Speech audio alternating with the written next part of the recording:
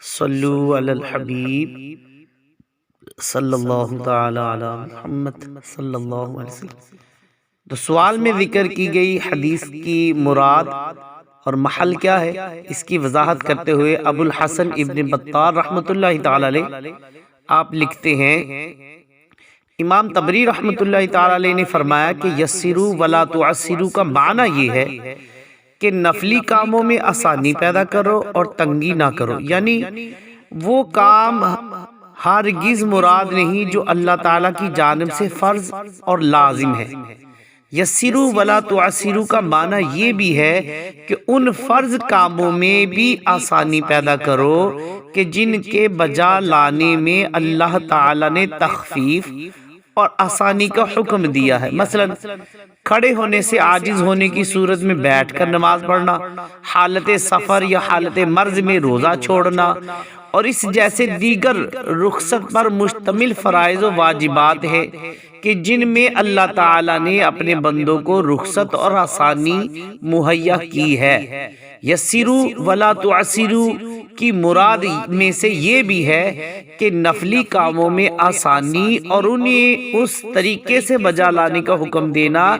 کہ جو مشقت اور دل اچاٹ کرنے والے نہ ہوں، تاکہ ان نوافل کی ادائیگی میں دل اکتاہٹ سے بچے اور بخوشی کرتا رہے۔ یہ یعنی سہولت مہیا کرنے کا حکم اس لیے ہے کہ اللہ تعالیٰ کی بارگاہ میں افضل عمل وہ ہے کہ جو اگرچہ تھوڑا ہو مگر ہمیشہ ہو۔ نبی پاک صلی اللہ علیہ وسلم نے بھی اپنے بعد اصحاب سے یہی فرمایا تھا کہ اس شخص کی طرح نہ ہو جانا کہ جس نے قیام اللیل شروع کیا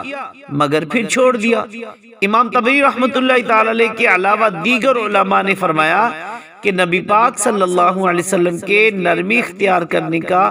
ایک واقعہ یہ بھی ہے کہ آپ نے مسجد میں پیشاب کرنے والے اعرابی کے ساتھ سختی نہیں برتی بلکہ نرم اور مشفقانہ رویہ اختیار فرمایا۔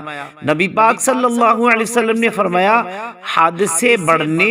اور غلو اختیار کرنے والے ہلاک ہو گئے۔ یوں ہی نبی پاک صلی اللہ علیہ وسلم تک یہ بات پہنچی کہ کچھ لوگ خود کو قوت جمع سے محروم کرنے اور پاکیزہ چیزوں اور گوشت کو خود پر حرام کر لینے کا ارادہ رکھتے ہیں۔ یہ خبر پہنچتے ہی نبی پاک صلی اللہ علیہ وسلم کھڑے ہوئے اور اس معاملے میں شدید وعیدیں بیان کی اور فرمایا، مجھے رہبانیت یعنی کلی طور پر دنیا سے لا تعلقی اختیار کرنے کے لیے نہیں بھیجا گیا۔ بے شک اللہ تعالیٰ کے ہاں سب سے بہتر دین وہ ہے جو باطل سے جدا اور آسان شرعی احکامات پر مشتمل ہو۔ تو بے شک اہل کتاب احکام میں بیجا سختیاں پیدا کرنے کے سبب ہلاک ہوئے، چنانچہ خود اللہ تعالیٰ کی جانب سے ان پر بھی سختی کر دی گئی۔ جہاں تک بذات خود نبی پاک صلی اللہ علیہ وسلم کا عبادات کی ادائیگی میں خوب کوشش فرمانے کا معاملہ ہے تو وہ صرف اس لیے کہ اللہ تعالیٰ نے انہیں خصوصی قوت عطا فرمائی تھی جو کسی اور کو نہیں دی گئی۔ البتہ روزوں کے متعلق سال بھر کا معاملہ یہ تھا